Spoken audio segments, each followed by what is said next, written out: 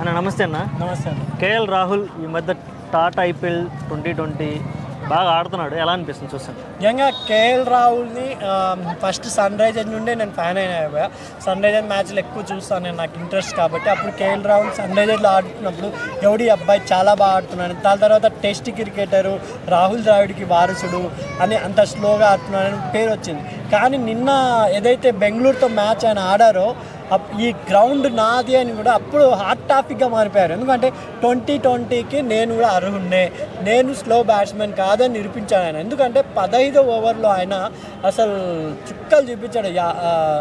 4 4లు ఒక 6 కొట్టి నిజంగా రాహుల్ కెపాసిటీ ఏందో నిరూపించాడు.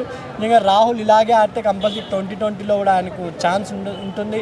ఎందుకంటే ఆయన 20 వరల్డ్ కప్కి ఆయనకు సెలెక్ట్ చేయకపోవడం చాలా బాధపడ్డాడు ఆయన, నేను 20 ప్లేయర్ కాదా అని. అది నిరూపించుకోవడానికి ఐపీఎల్ ఒక మార్గం దొరికింది. అందుకే క్యాప్టెన్ అన్నీ ఇచ్చిపెట్టేశాడు, ఓన్లీ ప్లేయర్గా ఆడతా అన్నాడు. కీపింగ్ ప్లేయర్ అద్భుతంగా చేస్తున్నాడు. నిజంగా రిషబ్ పంత్కి గట్టి పోటీ రాహుల్ గారు ఇవ్వడం జరుగుతుంది. సంజు శాంసన్ వీళ్ళంతా ఇంకా రాహుల్ గారితో చాలా జాగ్రత్త ఉండాలి. ఇషాన్ కిషన్ కంబ్యాక్ రావాలన్నా కూడా చాలా జాగ్రత్త ఉండాలని నా అభిప్రాయం. ఐపీఎల్ని తీసుకున్నంత రెస్పాన్సిబుల్గా ఎందుకు ఐసీసీ మ్యాచ్లు తీసుకోలేకపోతున్నాడు అనేది ఒకటే కదా. ఆయన రీసెంట్ ఫామే ఐపీఎల్లో చూపిస్తున్నారు. మన ఛాంపియన్స్ ట్రోఫీలో ప్రతి మ్యాచ్ ఆయన బాగా ఆడారు.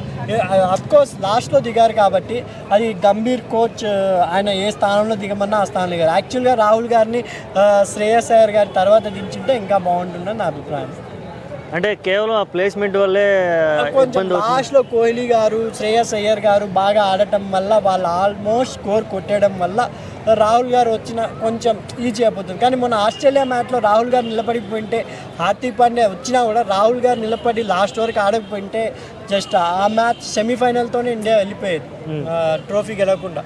నిజంగా మనకు రాహుల్ గారి ఫామ్ కంబ్యాక్ రావడం ఆయన ఫ్యాన్స్కి కానీ నిజంగా చాలా హ్యాపీగా అనిపిస్తుందండి.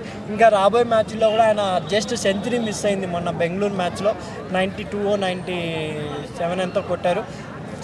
రాబోయే మ్యాచ్లో కంపల్సరీ ఒక సెంచరీ చూడబోతున్నాం రాహుల్ గారితో నా అభిప్రాయం. కంప్లైంట్స్ ఏమి లేవు, అతను బాగానే ఆడుతున్నాడు, ఏ మ్యాచ్ అయినా బాగానే ఆడుతున్నాడు. కొంచెం స్లో అనేది తగ్గించాడు. ఎందుకంటే ప్రతి బాల్ని డిఫెండ్ చేసే రాహుల్ గారు ఇప్పుడు ప్రతి బాల్ని అగ్రెసివ్గా ఊపే విధానంగా ఆడుతున్నారనే అభిప్రాయం. దీనికి అంతా ఎస్ఆర్ఎస్ టీం వల్లే వచ్చిందేమో అనుకుంటున్నాను. ఎందుకంటే ఆ టీం ఫ్లాప్ అయినా కూడా ఒక ప్లేయర్స్లో చూపించింది చూడండి ధైర్యం. ప్రతి బాల్ని కొట్టడానికి ప్రయత్నిస్తేనే టీం ఎప్పుడైనా బ్యాట్స్మెన్ అయినా సక్సెస్ అవుతాడనేది రాహుల్ గారు కూడా గ్రహించి ఆయన కూడా ప్రతి బాల్ని బౌండరీలో పంపే విధంగానే ఆడుతున్నారు. అలాగే ఆడితేనే రాహుల్ గారి కెరీర్ కూడా ఇంకా ముందుకెళ్తుందని నా అభిప్రాయం. ఓకే అన్న, థ్యాంక్ యూ.